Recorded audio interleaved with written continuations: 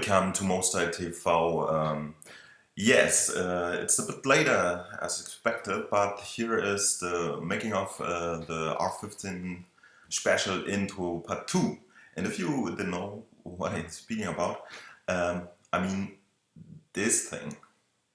My channel, Cinema R15, so it'll be great. Oh my gosh!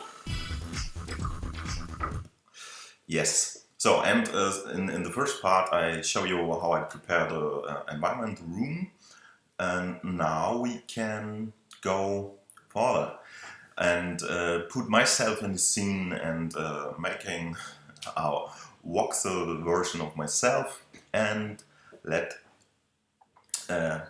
explode myself. Okay, and there are a few ways you can do that, but we're starting at the beginning. Okay, so the last time I stopped at this. So we have my room well prepared, the lighting is okay, and we can interact now with them. The next thing I did is building a raw version of the sofa. You can see it, it's very raw. I take the textures. This is all I need because I'm sitting on the sofa and yeah, it's the only thing that can interact with the voxels and there's no need for modeling more things. And again, it's the same thing. I have this empty background. It's just a background object in Cinema 4D.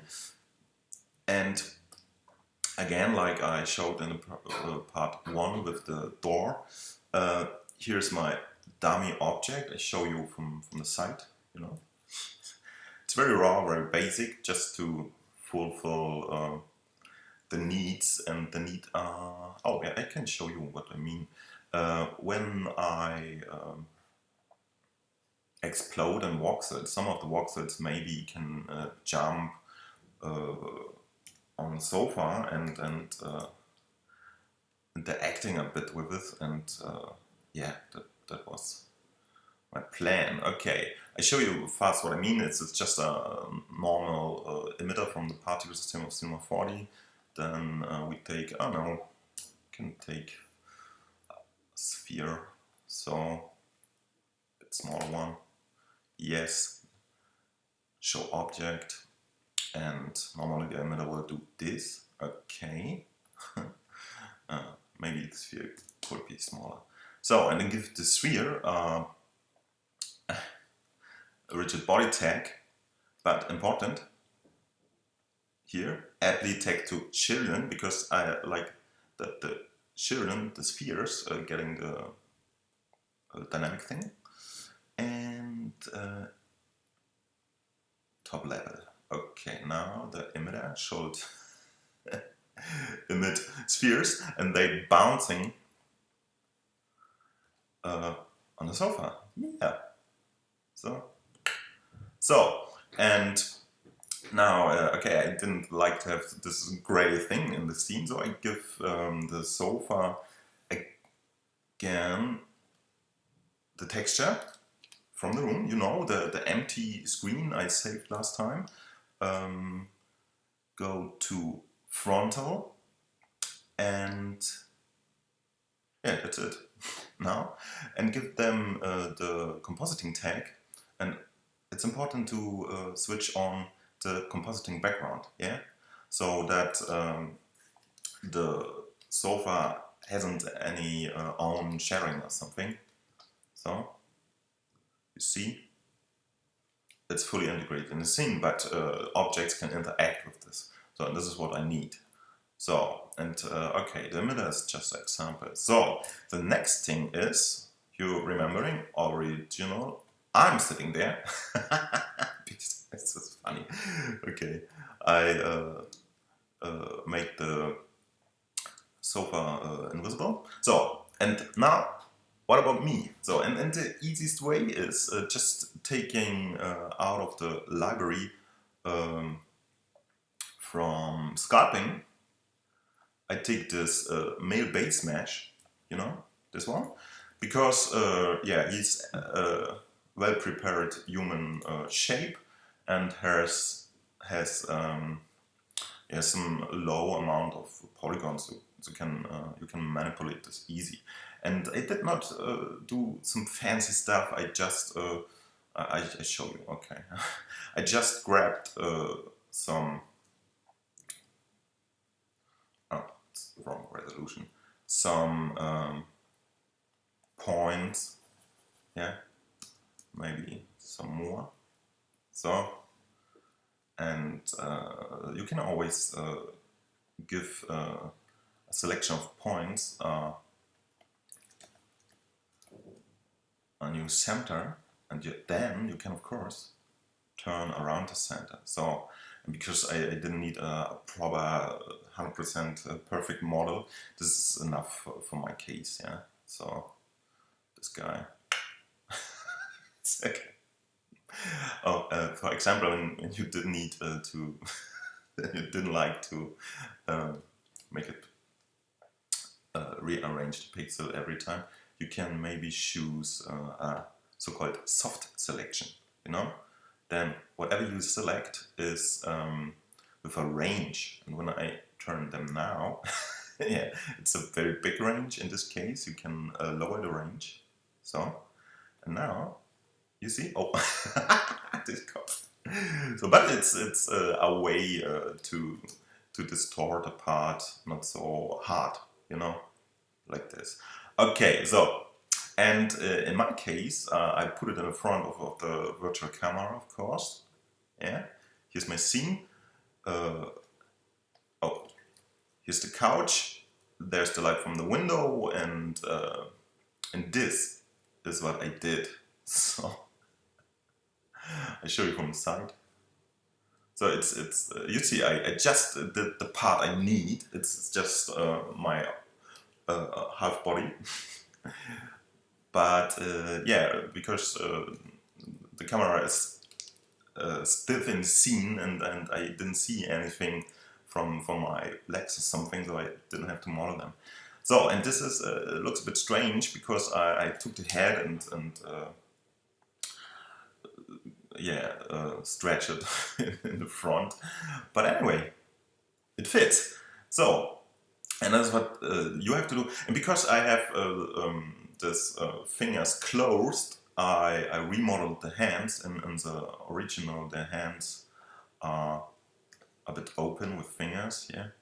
But I delete some polygons and just close them, so I have a fist, you know. So, and you asked yourself why this thumb is so thin.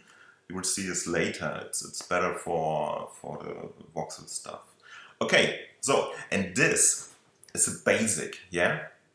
Just modeling me in front of the camera, and everything is just by eye, you know? It's no mathematical precise stuff. It's just sitting it in the camera and thinking, okay, it's okay. And then you of course have possibility to just let them fit in this one single perspective. So yeah, it's not so complicated. So, and when you have this ready, you again can put the texture on the mesh and go to frontal. And in our case, because when I use some plugin later to do the voxel stuff, I have to kill my original UV mesh, and you can do a new one, yeah? After frontal mapping, you select the texture tag, go to generate UV coordinates, zack, and now the texture, the flat projected texture, is connected with the mesh via UV, and this means you can grab some part. Okay, it's just an example. So, whoops. again the head, and the texture, you see, is now connected with the mesh, like I did it with paper and glue or something. So it's now connected, and this is good for later use. So, and now a few basics about voxel, because I did voxel my first time in 2009 when I did this stuff for MTV, and I show you a bit basics I prepared because 2010 I hold a speak about it. And the fun thing is, when I start with my first home computer, Atari 800 XE, yeah, of course, I played some games, but what I'm really interested in this computer stuff is the thing that you can make by yourself. Yeah, this computer has sound chip and graphic possibilities, but of course very low things. Yeah, this Atari has a resolution from 160 and 100 in 4 colors. With 4 colors, and in special mode you have 80, 100 in 8 colors or something. But all computers are so easy to understand, and with this built-in basic, you can do everything you like with them, and this is what I liked in this time. And one of the first things I did is programming my own graphics program. Yeah, it's with a joystick I can put pixels and draw lines and circles and fill them with colors, and this is the first thing I did with my Atari when I was 16 or something. And later I bought a 16-bit Atari ST, and when you yeah, how it's called, when you get some freed games, you often see this one, yeah. This is a crack intro, yeah, because some guys cracking games, and so you can copy them for free, and to show the world that they are the heroes who did this, they put some kind of intro in on the same disk. So, and I was very excited about this stuff and think, oh gosh, my computer is just 16 colors in this time, and they guys doing so fancy stuff with this. And this is where I later entered the scene and starting my original career as pixel graphic artist. Yeah, it's 20 years ago, but these are my roots. Yeah, I this time with mouse, I don't know. Pixel graphics, yeah, pixel by pixel. It's a very strange thing, but I very liked it. It's a kind of sport to get the much out of this limited hardware. Yeah, with just in this case 320 and 200 in the high with 16 colors, and you have no much possibilities. Yeah, but the sport was to get the much the best out of this. So, and the main difference is in the past, on the one side it's a screen from today, yeah, you didn't see any pixel normally, and in the past you can see the pixels, and this is a special aesthetic. You see when this circle is moved with so less pixels, you don't have smooth transitions, yeah. The transition of a graphic is always pixel or not pixel. So, and this is a special aesthetic I like in this time.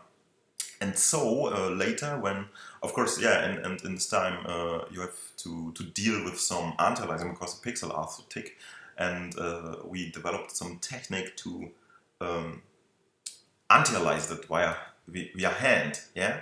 This is an example. I did graphics in this time. It's from 1999, and you see, we pixel everything by hand and doing the anti-aliasing by hand and doing some kind of dithering by hand. just to get the most out of this 4/16 color stuff. And so when, yeah, okay, it's not so important now. And when I did this EMA job, I always think, okay, what can I do to bring this old-fashioned 2D pixel aesthetic to a third dimension, to a modern look? And I think, okay, let's try to have 3D pixels, aka voxels, you know? And this is what I come up with. Is my one of my first tests doing directly in cinema. You see? Yeah, it's 3D. So, and I just used MoGraph for this. Yeah, it's possible with MoGraph. I show you how it works later. So, and okay, this is 2D-ish, and now when you give them the object some deep, you can do it in 3D too. And this is the basic voxel stuff I did. So, and okay, with a little trick in MoGraph, I can show you later, is possible to have some kind of anti-aliasing and motion blur too. And this is very funny, I think, because this pixel stuff, it's very raw, and so it feels more smooth. And this are my really first test I did with this voxel idea. Yeah, and later, okay, again some test. And I love this aesthetic. And you see what happens is when this pyramid moves, yeah, it's the same like in the past with 2D. The graphic just exists of pixel, in this case voxel, or not voxel, yeah? It means you can't move the pixel smooth to our other side. It just means the voxel is there, disappears, and appears there, and so the object moves. This is the whole idea behind. So, but this is very, very technical stuff. At the end, I combined it with some isometric camera, and this is my first real test I did for this MTV thing. You see, it's a little world out of voxels, and what I try is to have the similar aesthetic to some platform games at this time. Yeah, it's very basic stuff. Some levels connected with ladders or something, and yeah. So you see, these are my roots in this voxel thing.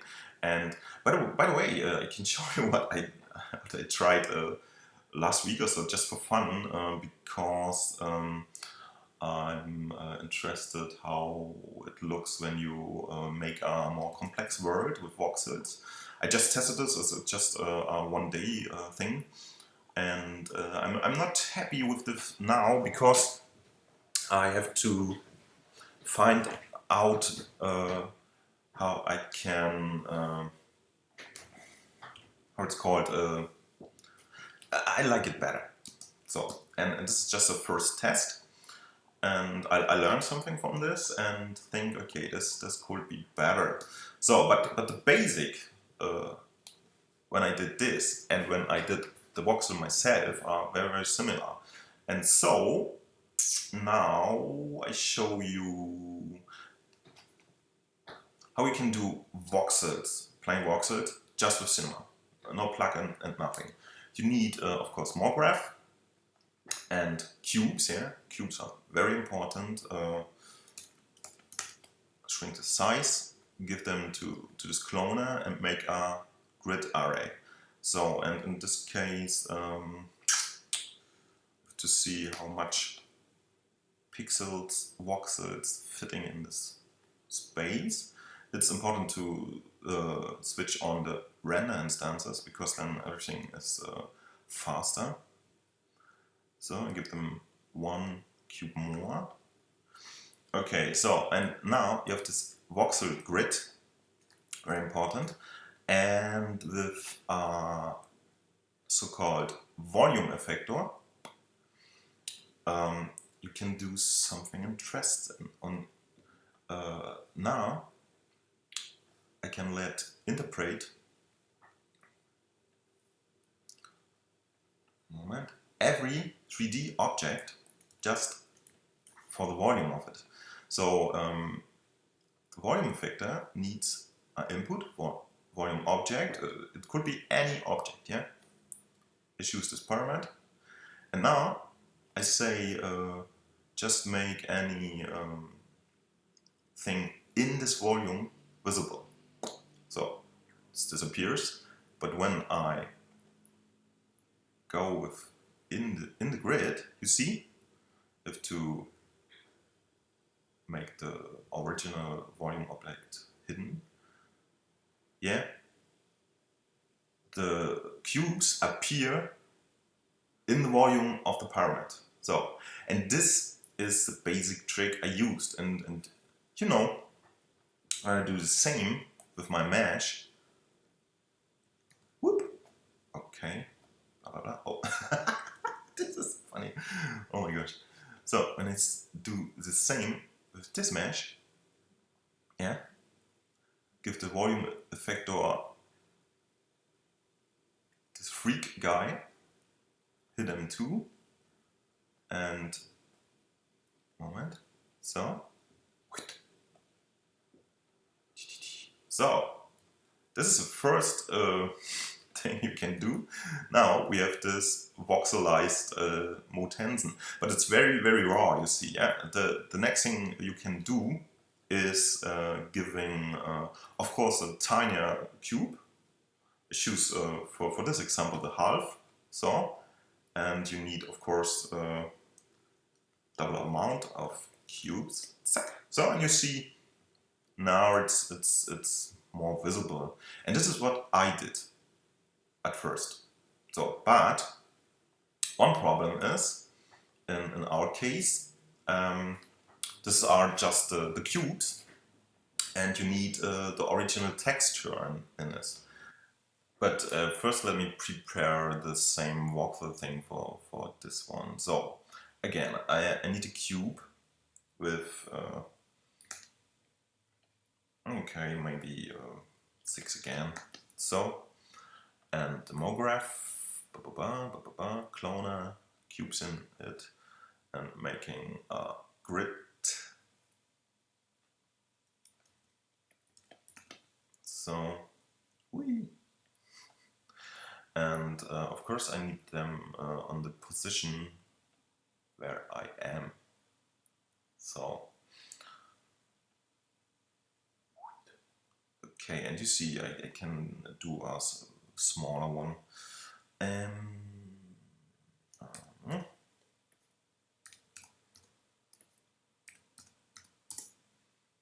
So it's just important that it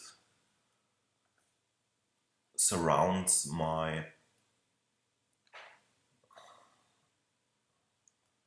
polygon self. Yeah, okay, a bit smaller. So it's my basic grid. From this point I can of course choose the pixel count could be much higher, you see. So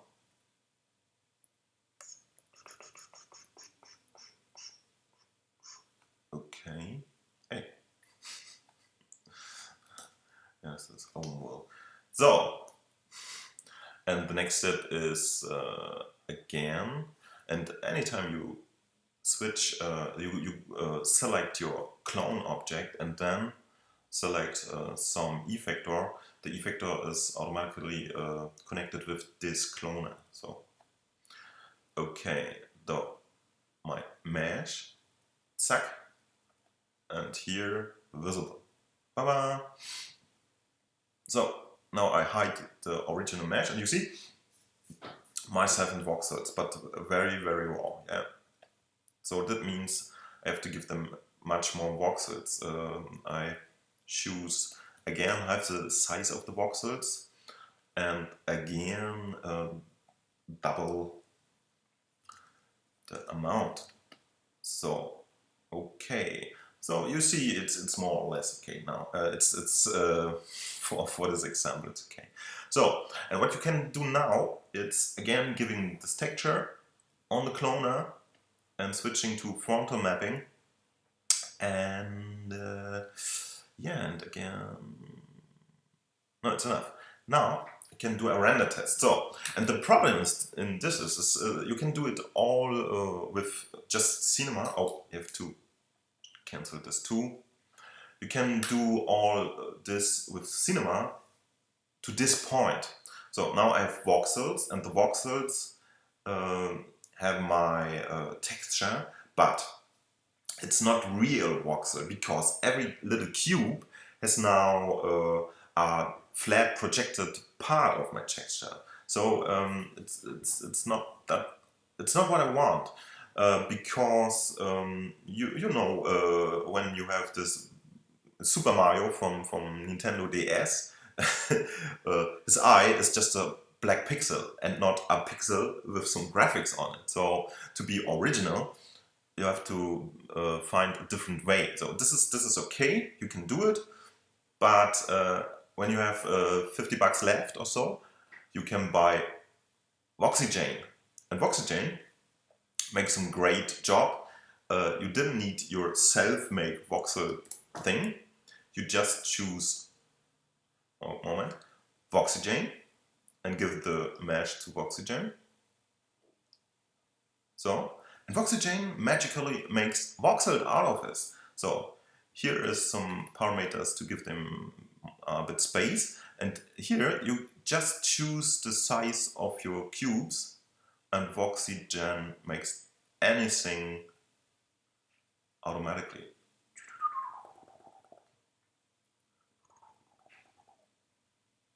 So, and the good part is, now you can give, but just when the texture on the object is a UV map, you can give them the original map. And you see what Voxygen did is reading out of the map the colors on the point where now a voxel is, and giving some kind of interpolated color information to this voxel. And this is a real thing I need. You see, it's me in my original colors, but every pixel has just one color. So, and this is great. This is what I like. So I give them just to see a tinier pixel. So, and this is a basic, yeah. But we lost something with the original MoGraph setup. Of course, you can add a dynamic tag to the construct and say, okay, please explode, and he did it. And Voxygen just make this voxels. So the next step is a bit handwork. What I did is you can make this whole Voxygen thing editable, and that means, I show you, he make one big object out of all this cubes. So it's okay, but now when I give them a dynamic tag, of course, this is a one thing, yeah, and he didn't explode in single cubes. So I think. And what I did is the following. So at first I have to divide it again in single cubes. Yeah, it's very easy to do. But what I do before is giving this whole mesh the simulation tag rigid body, and here I like to dynamic. He not should be react immediately, but after collision. So later you will see why.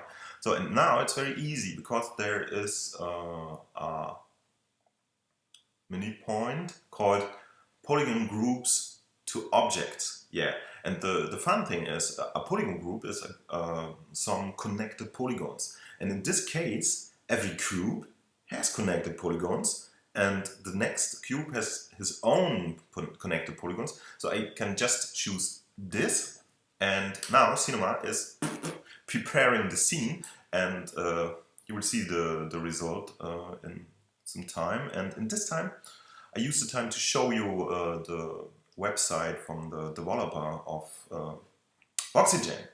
It's Paul Everett, and his website is called cinemaplugins.com. And you see here is Voxygen. It's 70 euro, so around $100 or something. So, and you can of course convert every object you have in voxels and can play with them. Here are funny examples, and this is of course much easier to do it with this voxel stuff I developed for this MTV with MoGraph, because this plugin is of course optimized to do voxels and is very much faster as a MoGraph setup. You see this voxel thing works in real time in the Cinema 4D editor. Sorry. And it's of course has more performance and it's nicer to play with this. Yeah. Okay. So yeah, and you see now Cinema divided my original object in 100 of little cubes, and every little cube has now, and this is why I give them the tag before. This tag, yeah, the original collision tag. So, and when I play, nothing happened, and this is right because the problem is when every cube has a dynamic tag, and starting when I start the scene dynamically to react with the environment, that just means all cubes falling down together. So, and my whole polygon dude, voxel dude just falls down, and yeah, you know. So, and what I did is, I like, of course, that this guy explodes, but in parts, yeah. And what I like is, at first, the hands should disappear in some kind of explosion, and then the whole person. And what I did now is very simple. You see my 3D scene from above. So I get some dummy objects, in this case spheres. So, and animate them. I make a little example with this. So over his head. So not touching. Give them, of course, collider tag. So now the dynamics environment know this is a collision object, and when I animate them from this position, keep 20 to maybe this position in the middle of his body, so and hide them, give the keyframe. So now the sphere collides with the first cubes on the head, and the dynamic tag is switched to on collision, and this means the dynamic calculation just starts when something collided with my cubes. Okay, let's see if this works. Oh yeah. Okay, you see, there are many objects in this scene, so what you can do is pre-calculating the stuff. Yeah, just switching. Okay, and in this case now we have hundreds of tags, so of course you not use this thing, but you can use the scene overall dynamic thing there. And here is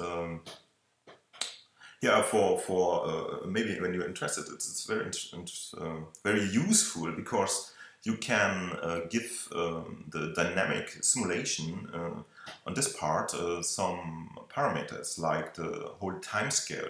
You know, sometimes when you do some dynamic simulation stuff, it feels a bit slow, yeah, like underwater or something. And for this, you can choose a faster timing, and the whole animation feels more natural. Or if you like doing some slow motion animation, you give a negative time scale or a low one, and everything moves very slow. So it's a great thing, and of course you can change the gravity amount and some very tiny things, how the dynamics reacting. Yeah, you can make it more precise, needs more render time, and stuff like this. It's very interesting part. And in this case, you have the overall bake button, and now you don't have to select any single tag, dynamic tag in the scene and switch to bake. You can do it overall. So, and this is what I do now, just because I like to show you the explosion in real time. So, not really real time, he has to calculate something. Yeah, but you see, it's very easy, yeah. And that is what I did. What I find out after I did it is, okay, with a stiff camera without moving, it just looks like a cheap 2D effect. So I'm not so proud of it because you can do it much better. But in this case, it's just a fun idea, and I like to try it, and after I finish it and find out it's not so fancy, I decide to integrate it anyway. So maybe we can see it now in real time. Oh, not really, not really. My graphics card it's maybe too slow on my whole computer. I don't know. So, and you see, because I ditched this very big sphere on this head, the first cubes reacting, and every cube is so near his neighbor, it's pushing them too, and so the whole effect starts, and everything starts to be dynamic. And not everything, like you see, there's some part of the left hand. And what I did in real in my scene is not giving them a big sphere. I give them some smaller ones, yeah. And the first ones touching the hands. So at first the thumbs and the hands reacting dynamically, and the last ones ditching the body in parts. So we can watch it again. Moment. Intro. Out. And come to my channel, Cinema R15. This will be great. So you see, at first the hands and a part of the head starting to oh, you see, it's interesting, it's interesting. I forgot it. This is my first version with not the real voxel thing. You see, every cube has this texture on it. Oh, it's interesting. I didn't know I did it. Moment. Is this the right one? Yeah, this is the right one. So, and you see now, switching slowly forward. Oh, it's starting with the hands. Yeah, I put some little spheres there that just pushing the hands. And then it's something from the head. And to finish them, I shoot, yeah, I really shoot a sphere in my face. You see it? Yeah, it's a bit brutal. And later I animate the letters, so the letters using the new free space to appear. And when you watching the spheres reacting with my sofa dummy object, of course, So you have a bit interaction with the environment, so, but not so much. And because, and this is always a problem of simulation things, because simulation doing what they want, and of course you can tweak this the whole day, but when you're having time, what I did at the end is to let the voxels disappear. I just scale them down. So you see, no, and now, okay, nothing. So it's a cheap trick, but it works. So, and I hope I didn't forget something. Oh, of course, the final part is of course the compositing, but this is very easy. You see when you have this in 3D, you can render it out with a mask, of course. So I used global illumination, so the lightning between every cube is cool. This is with very low samples to get a fast feedback. But yeah, when you render it out with a mask, you can of course put it in front of your movie, do a bit compositing and yeah, we're touching the brightness and the color so it fits again to the background, and that's all. It's not a big thing. And this is what I did. But like I said before, it's of course so much more interesting to view stuff like this when you have a moving camera, yeah? Because when I translate it in voxels, it, moment, tag here. It is now working in different angles, but I didn't use some different angles. Yeah, so of course I can do a better version of my background and use some matte painting techniques to have the possibility to do a slide with the camera or something, and then it would be maybe a bit more interesting.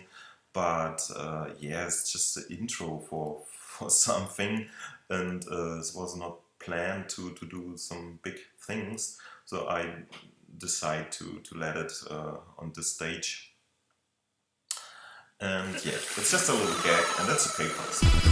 So, but in the real world, you can do much more fancy things with the same technique. You may be remembering I did.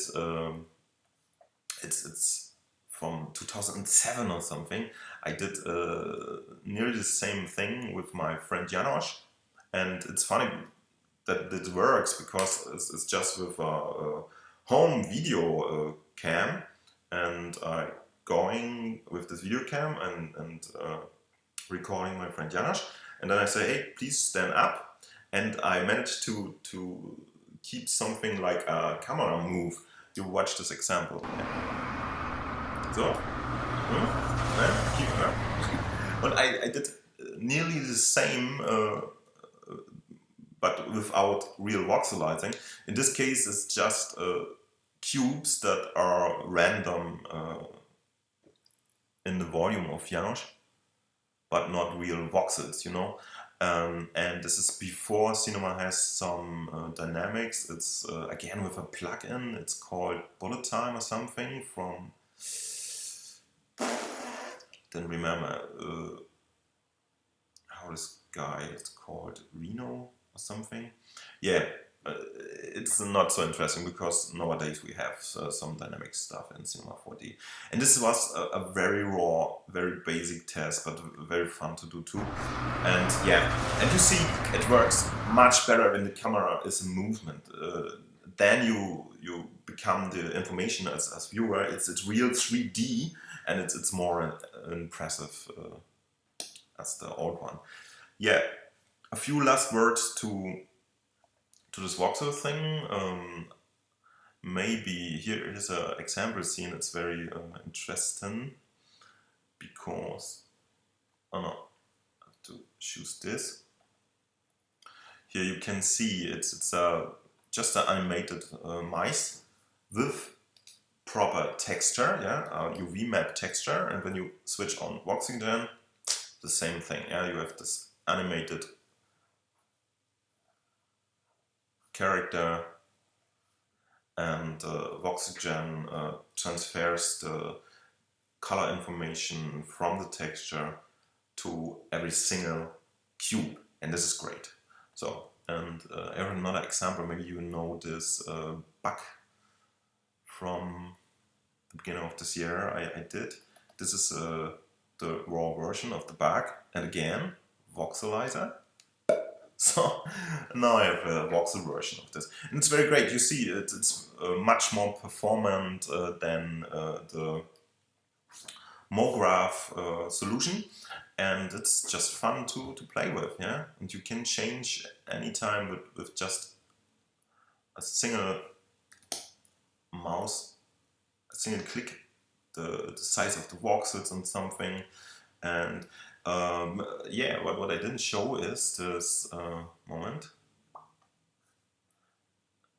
Of course, Voxygen is able to do much more than just cubes.